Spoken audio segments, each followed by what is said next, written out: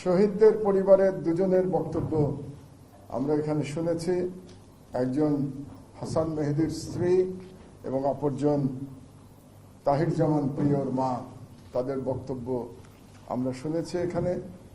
তাদের দুজনের প্রতি আমার আন্তরিক শ্রদ্ধা এবং সমবেদনা। খুন হওয়া নাদিমের স্ত্রী, ও নাদিমের স্ত্রী, খুন হওয়া নাদিমের স্ত্রী, জি। আর সেই সঙ্গে আজকের তারিখটার দিকেও আমি একটু নজর দিতে বলবো। আজ 5ই মে। এই 5ই মে আরেকটি গণহত্যা সংগঠিত হয়েছিল শাপলা চত্বরে।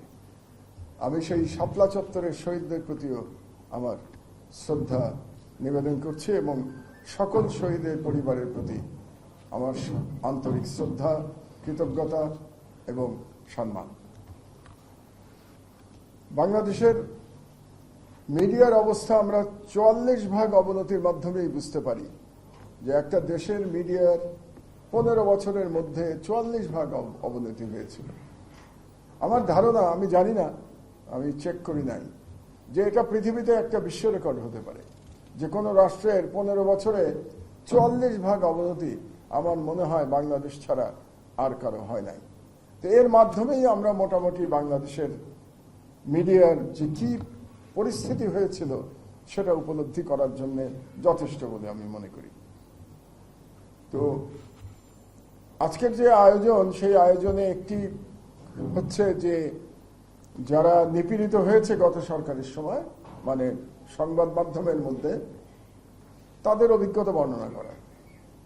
তো আমার যে অভিজ্ঞতা সেটা বর্ণনা করতে গেলে এরকম অনুষ্ঠানের সারাটা দিন লেগে যাবে।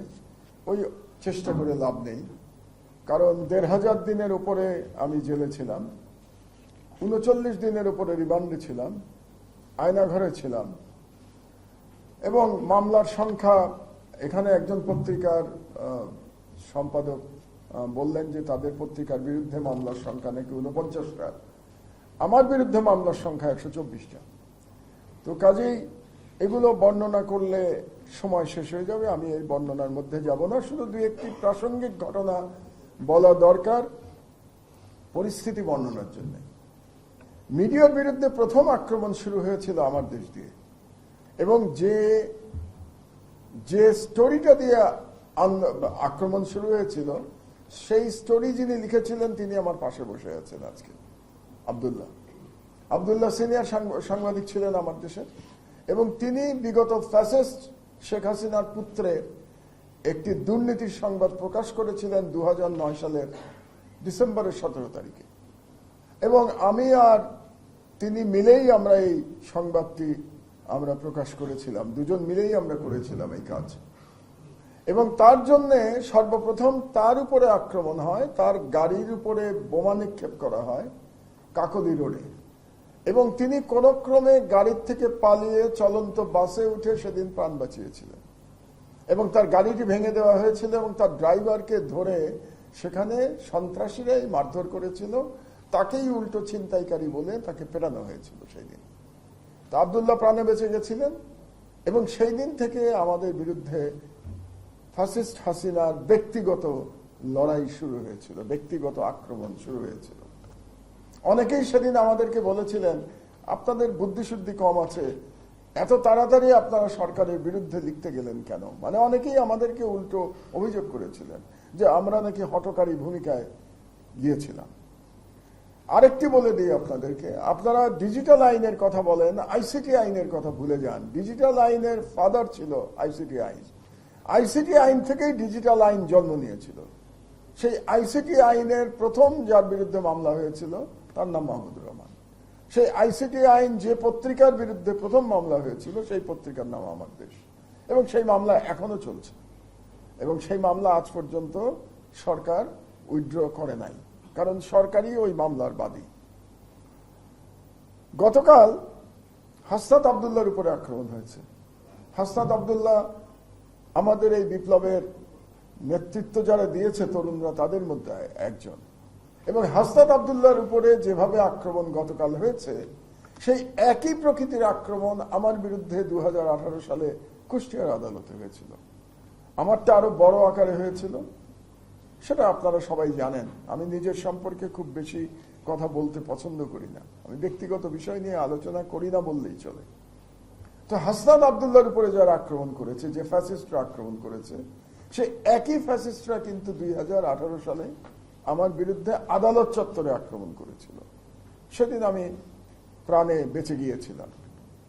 তো হাসনাত আব্দুল্লাহ তিনিও বেঁচে গেছেন গতকাল।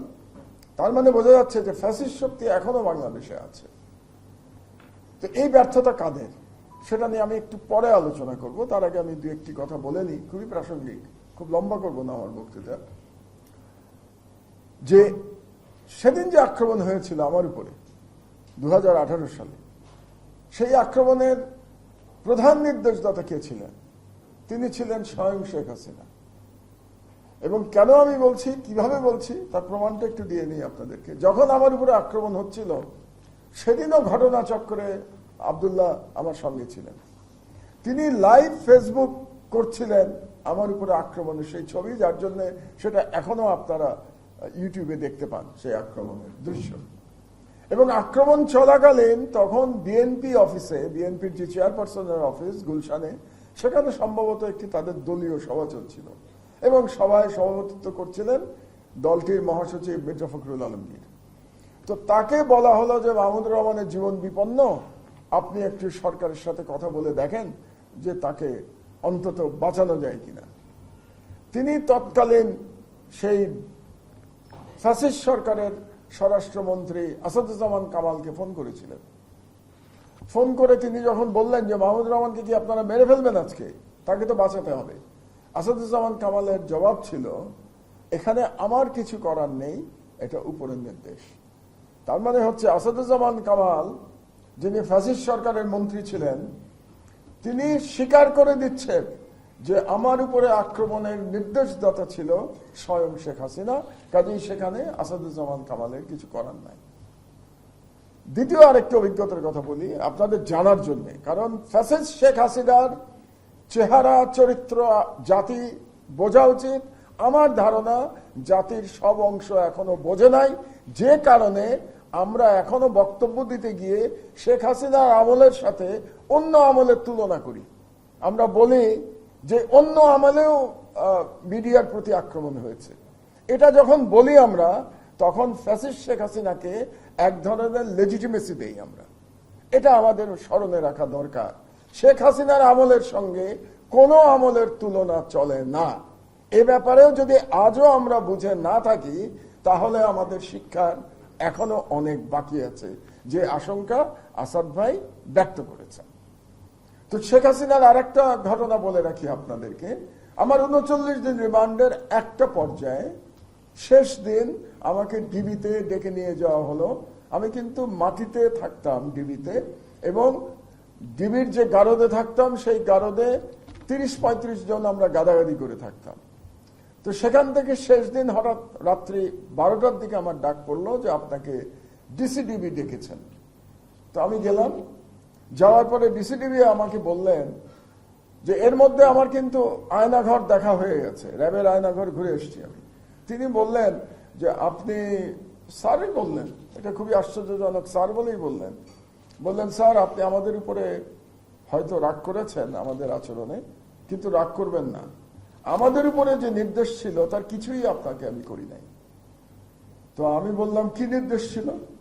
তখন বললেন যে স্বয়ং শেখ হাসিনা জানতে চেয়েছেন যে আমাদের একটা বিশেষ চেয়ার আছে, যেই চেয়ারে খুব দ্রুত ঘোরানো হলে মানুষ বমি করতে করতে অজ্ঞান হয়ে যায়, কারণ এটা এত বেশি আরপিএম এ চেয়ার ঘোরে যে ওই চেয়ারে আপনি নরমাল থাকতে পারবেন না, কিছুক্ষণ পরে আপনি বমি করা শুরু করবেন।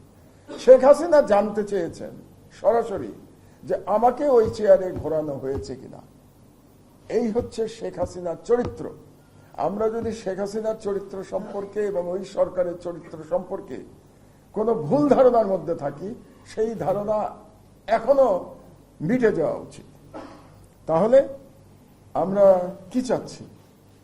আমরা চাচ্ছি যে বাংলাদেশে যাতে শেখ হাসিনা বা শেখ হাসিনার মতো ফ্যাসিবাদ আবার ফিরে না আসে। যে কথাটা আমার ছোট ভাই খলিলি খুব চমৎকার বলেছেন সে বলেছে যে ফ্যাসিবাদ এবং স্বাধীন গণমাধ্যম একসাথে চলতে পারে না। Absolutely correct. একই কথা আসাদ ভাই ওনার মতো করে বলেছেন যে আমরা কি কিছুই শিখলাম? জুলাই বিপ্লব কি ব্যর্থ হয়ে গেল? জুলাই বিপ্লব ব্যর্থ না হলেও বিপ্লব ব্যর্থ হয় না, কোনো বিপ্লব ব্যর্থ হয় না। আজকে যে 5ই মের কথা আমি বললাম, যেদিন 5ই মেতে হত্যাকাণ্ড চালানো হয়েছিল সেদিন মনে হয়েছিল যে 5ই মের বিপ্লব ব্যর্থ হয়ে গেছে। 5ই মের বিপ্লব যে ব্যর্থ হয় নাই 2013 সালে, সেটা প্রমাণ করেছে, মাহফুজরা প্রমাণ করেছে সেটা 2024 সালের 5ই আগস্ট তাদের বিপ্লব সফল করার মধ্যে দিয়ে যে 5ই মের বিপ্লব ব্যর্থ হয় নাই, আপাত দৃষ্টিতে মনে হয়েছে ব্যর্থ হয়েছে। সুতরাং যে জুলাই বিপ্লবও কোনোদিন ব্যর্থ হবে না, কিন্তু জুলাই বিপ্লবের যে স্পিরিট সেটা নিশ্চয়ই দুর্বল হয়ে গেছে। যদি দুর্বল না হতো তাহলে কালকে হাসনাত আব্দুল্লাহ আক্রান্ত হতো না। হাসনাত আব্দুল্লাহকে আক্রমণ করার সাহস কি করে পায় ফ্যাসিস্টরা? ফ্যাসিস্ট পতিত শক্তি সাহস পাচ্ছে মানে আমাদের মধ্যে ঐক্যের অভাব ঘটেছে, একতা চলে গেছে এবং ফ্যাসিবাদ আবার মাথাচাড়া দিচ্ছে যারা এতদিন লুকিয়েছিল এই 8-9 মাস ধরে। তাহলে বর্তমান সরকারের দুটি কাজ অবশ্যই করতে হবে।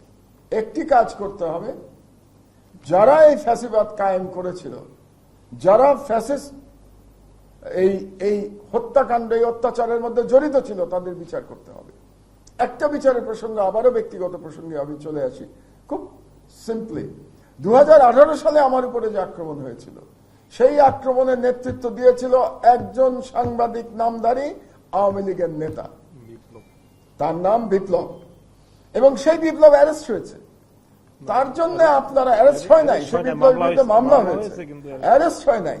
তার জন্য আজকে সাংবাদিক নেতারা মায়া কান্না করছেন। আপনি কার বিরুদ্ধে মায়া কান্না করছেন? তাহলে আপনারা যদি এই বিপ্লবের জন্য মায়া কান্না করেন, তাহলে আপনারা বলতে হবে আপনাদেরকে পাবলিকলি যে আমরা মাহমুদুর রহমানের উপরে 2018 সালের প্রাণঘাতী হামলা সমর্থন করি।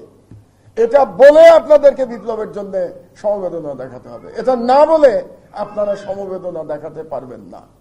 কাজে আপনাদেরকে বলতে হবে, যারা যেসব পত্রিকা আজকে বিপ্লবদের জন্য মায়া কান্না দেখাবে যে তাদের বিরুদ্ধে মামলা হচ্ছে, তাদেরকে গ্রেফতার করতে হচ্ছে, তাদেরকে বলতে হবে যে আপনারা ফ্যাসিস্টের সমর্থক। এটা যদি বলার নৈতিক সাহস আপনাদের থাকে, ওই সাহস নিয়ে আপনারা বক্তব্য দেবেন। আর এই সাহস না থাকলে আপনারা চুপ করে থাকবেন। তাহলে 1 নম্বর কাজ হচ্ছে বিচার। বিচারে দীর্ঘসূত্রিতা হচ্ছে, সরকার ব্যর্থ হচ্ছে, দীর্ঘসূত্রিতা হচ্ছে, অ্যারেস্ট হচ্ছে না। এই কারণেই এরা হাসনাত আব্দুল্লাহকে আক্রমণ করবার সাহস পাচ্ছে। কাজে এটার দায় দায়িত্ব সরকারকে নিতে হবে। সরকারে বসে আপনি দায় দায়িত্ব নেবেন না, এটা হতে পারে না। আমি বহু আগে একটা কথা বলেছিলাম, টার্কি থেকে ফিরে এসে কথা বলেছিলাম ডক্টর ইউনূসকে উদ্দেশ্য করে, আইদার রুল অর কুইট। আপনি চেয়ারে বসেছেন, আপনাকে শাসন করতে হবে অথবা আপনাকে চলে যেতে হবে। এই দুটোর কোনো মাঝামাঝি পথ নাই। সেখানে পরিষ্কার আসাদ ভাই বলেছেন আপনার চলে যাওয়ার কোনো পথ নাই, কারণ বিপ্লব করে আপনাকে ক্ষমতায় বসানো হয়েছে। আজকে যে মা তার ছেলের জন্য কাঁদছেন, যে স্ত্রী তার স্বামীর জন্য কাঁদছেন, তাদের রক্তের উপরে আপনি ক্ষমতায় এসেছেন। কাজে বিপ্লব সম্পন্ন করেই আপনাকে যেতে হবে, মধ্যপথে যাওয়ার আপনার কোনো সুযোগ নাই। এটা ডক্টর ইউনূসকে বুঝতে হবে। লাস্ট পয়েন্ট, ফান্ডামেন্টাল চেঞ্জের কথা বলছেন আসাদ ভাই। কেন বলছেন? কারণ আবারও খলিলির প্রসঙ্গে আমি ফিরে যাই। ফ্যাসিবাদ এবং স্বাধীন গণমাধ্যম একসাথে চলতে পারে না। তার মানে আবার যে ফ্যাসিবাদ আসবে না তার গ্যারান্টি কি আছে? আমরা কি রাজনীতিবিদদের সদিচ্ছার উপরে ছেড়ে দিব যে না না শেখ হাসিনা খারাপ লোক ছিল, সে ফ্যাসিবাদ কায়েম করেছিল, আমরা রাজনীতিবিদরা সবাই ভালো, আমরা করব না? এভাবে হবে না। There must be a system. সরকারের সিস্টেম হতে হবে, ফান্ডামেন্টাল চেঞ্জ হতে হবে, যার মাধ্যমে অন্য কোন শেখ হাসিনা চাইলেও ফ্যাসিস্ট হতে পারবেন না।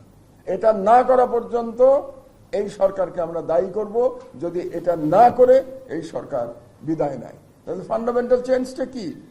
সেই চেঞ্জের দিকে আমাদের তাকাতে হবে, যাতে করে এভাবে নির্বাচনকে ম্যানিপুলেট করে একই ব্যক্তি বা দল বছরের পর বছর, যুগের পর যুগ, দশকের পর দশক তারা যাতে ক্ষমতায় না থাকতে পারে। কারণ এরা ভাবে যদি ক্ষমতায় থাকবে তাহলে ফ্যাসিস্ট প্রবৃত্তি মাথাচাড়া দিতে বাধ্য। উনি একটা কথা বলেছেন যে 51% ভোট না পেলে আপনি কিসের মেজরিটি পার্টি? তো পার্লামেন্টারি সিস্টেমে এটা সম্ভব না, এটা সম্ভব শুধুমাত্র প্রেসিডেন্সিয়াল সিস্টেমে। তাহলে কি আমরা প্রেসিডেন্সিয়াল সিস্টেমের আলোচনা করব? কারণ সেখানে সম্ভব 51% করা। কিভাবে সম্ভব? আমি আপনাদেরকে টার্কির উদাহরণ দিই।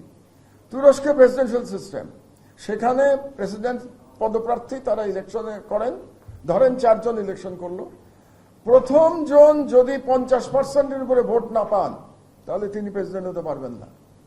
তাহলে কি হবে? প্রথম এবং দ্বিতীয় ব্যক্তি সেই দুজনের মধ্যে আবার প্রতিদ্বন্দ্বিতা হবে, এবং সেই প্রতিদ্বন্দ্বিতায় যিনি 51%-এর উপরে ভোট পাবেন তিনি প্রেসিডেন্ট হতে পারবেন। এটা শুধুমাত্র সম্ভব প্রেসিডেন্সিয়াল পদ্ধতিতে। আমি ব্যক্তিগতভাবে প্রেসিডেন্সিয়াল পদ্ধতির সমর্থক, আমি এটার পক্ষে। আমি একটা পেপারও সম্প্রতি আমি আমার একটা সেমিনারে দিয়েছি, কিন্তু সরকারে এখন পর্যন্ত প্রেসিডেন্সিয়াল পদ্ধতি নিয়ে আমি কোনো আলোচনা শুনি নাই। সম্ভবত সরকার অপেক্ষা করে আছে পার্লামেন্টারি দলগুলো এই প্রস্তাব করে কিনা। কোন পার্লামেন্টারি দলের কাছেও আমি প্রেসিডেন্সিয়াল পদ্ধতির কথা শুনি নাই। আমি ব্যক্তিগতভাবে মনে করি বাংলাদেশে যদি ফ্যাসিবাদ আপনি বন্ধ করতে চান তাহলে 2 টার্মের প্রেসিডেন্সিয়াল পদ্ধতির বাইরে আর কোনো রাস্তা নাই। যে 2 টার্ম প্রেসিডেন্ট হবে এবং 2 টার্মের পরে আর প্রেসিডেন্ট থাকতে পারবেন না, তাকে চলে যেতে হবে আমেরিকার মতো। এবং প্রেসিডেন্টের সাথে পার্লামেন্টের ক্ষমতার একটা ভারসাম্য থাকতে হবে। এই ধরনের এটা আমার চিন্তা, আপনি একমত হতে হবে এমন কোনো কথা নাই। আপনারা দ্বিমত করতে পারেন, আপনারা কোনো বেটার আইডিয়া নিয়ে আসতে পারেন, কিন্তু একটা স্ট্রাকচার আমাদেরকে করতে হবে, এই সরকারকে করে যেতে হবে, যাতে করে শেখ হাসিনার মতো ফ্যাসিবাদ বাংলাদেশে আর আসতে না পারে। এই প্রত্যাশা ব্যক্ত করে আমার বক্তব্য শেষ করছি। আল্লাহ হাফেজ। বাংলাদেশ জিন্দাবাদ।